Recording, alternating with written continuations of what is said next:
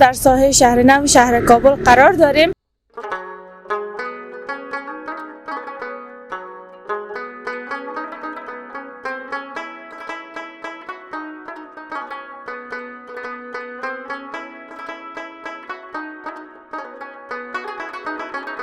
زیادتر فرهنگ ما رو کشورهای خارج خوش داره.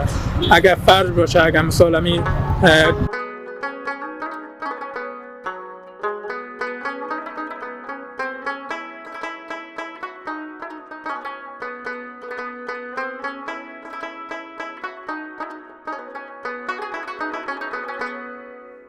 حتما چون معابد است، یکی از باشندگان شهر کابل و یکی از مسئولین رشته روانشناسی.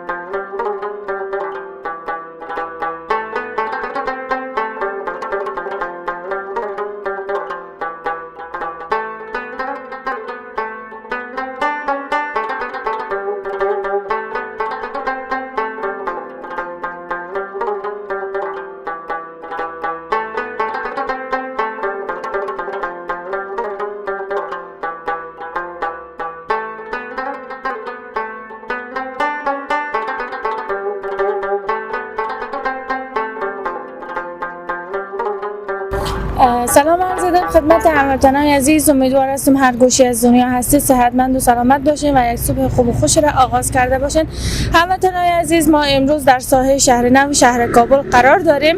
قسمی که شما در تصویر میبینین اینا محصولات خود کشور ما هستن که میخوایم با یک از هموطنان ما گفتگوی داشته باشیم و در مورد اینا معلومات بدن. سلام بلال جان، خوب هستین؟ سلام، صحت شما خوب؟ حال احوال شما خوب است؟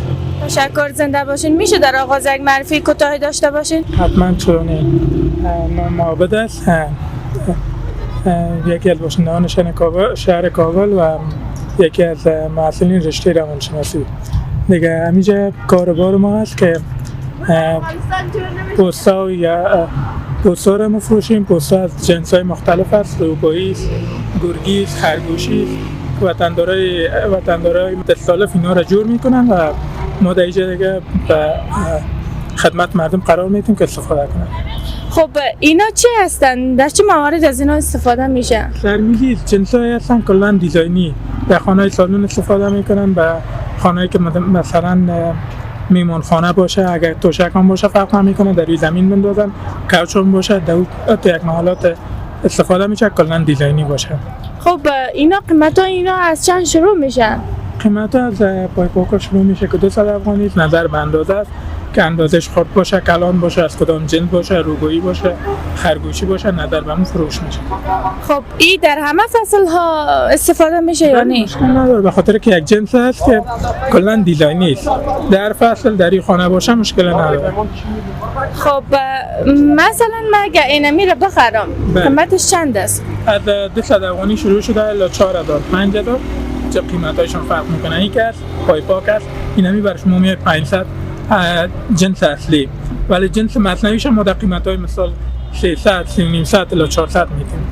خب در کدام فصل بیشتر فروشاتتان زیاد می باشه؟ حدودا زمستان، به خاطر که کلا مردم فکر میکنن که جنسا گرم است. در جای استفاده میشه که مثال باید گرم کنن خدا به اون جای استفاده میشه، اما فروشات مهم نیست. در بار تابستان هر کدامش سیزن خدا داره، فرق میکنه. خب امروز هنوز فروش داشتین یا نه؟ خیلی دیگه تا حال دستلاف نگرفتیم، بیا خدا میره واسه ان شاء الله. زانه چند تا از اینا مفروشین؟ نظر به فروشات دیگه، حالا خب اقتصاد مردم ضعیف است، جنسام که دیزاینی است، قیمتاشون بالاست، فروشات ما بسیار کم است. تا فروش کردیم در هفته قبل یک دونه سه دونه از سرمیوه کلان فروش کردیم دیگه. پای پاکی گپا خودن فروشات از همین چیزا بود، اما در نظر به سالهای دیگه فروشات ما فکر کنم که 80% افت کرده. ضرر زیاد است، 20% اگه امسال فروش داشته باشه. خب ایره شما گفتین که از استالف سفارش میدین، وقتی که شما ایره سفارش میدین در چند مدت در دسترس شما قرار میگیره؟ نظر به وقتگیری است. در یک سرمیدی را شاید در 3 روز 4 روز یا 2 روز جور کنن، نظر به فرمایش است، چقدر قامت میگیره، چقدر وقت میگیره. کسب یا شغل که دارین راضی هستین یا نه؟ خوب است، شکر فضل خدا، شکر میکنیم. خب نسبت به سالهای دیگه فروشات کم است، در حالت شکر. خب ببینیم دیگه ان شاء الله چی میشه. خب جای تعجب است برای من، با وجود که شما رشته روانشناسی رو میخوانین چطور فروشندگی میکنین؟ تنها من نیستم، صدا جوان دیگه است که در افغانستان در قبال که درس میخوانن کارو میکنن. تصمیم شما در آینده چی است؟ شما فارغ شدین یا نه؟ نه خیر، گفتم سال سوم است. خب پلانتون در آینده چی است؟ میخواین در آینده چی شوین یا میخواین دوباره همین شغل پیش ببرین؟ ان شاء الله اگه مشاور شدیم در زمینه مسائل بود، البته که در رشته خود میخوایم به وطن خدمت کنیم. یک کار است پارت تایم است که از پانتون که فارغ باشیم انجام میدیم. ان شاء الله در رشته خود به خیر میخوایم که پیشرفت کنیم. خب برادر عزیز، میشه درزی بر ما بگوین که سفارشات از خارج دارین؟ اگر دارین چقدر است؟ سفارشات کلا از خارج زیاد است.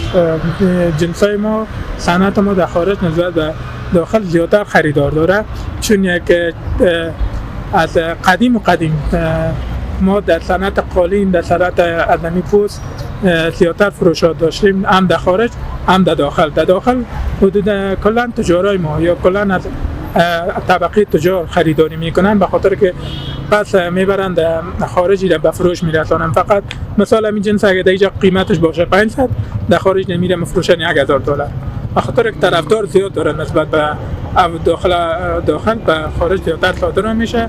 زیادتر فرهنگ ما رو خارج کشورهای خارج خوش داره. اگر فرض باشه، اگر مثلا همین کاسای گلی می باشه مثال، یا قالین می باشه یا همین پوست می باشه، در کشورهای خارج زیادتر طرفدار دارن نسبت به داخل.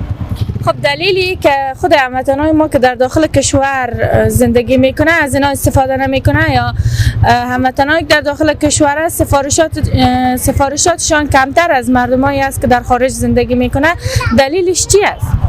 دلیل مهمش همدیش خب فعلا همین دلیل اقتصادی است که مردم نمیتونن. اگر میره ما مثال با 500 بفروشیم، اونا واسهشان نمیکشه، توانشان نمیکشه که بخرن دیگه.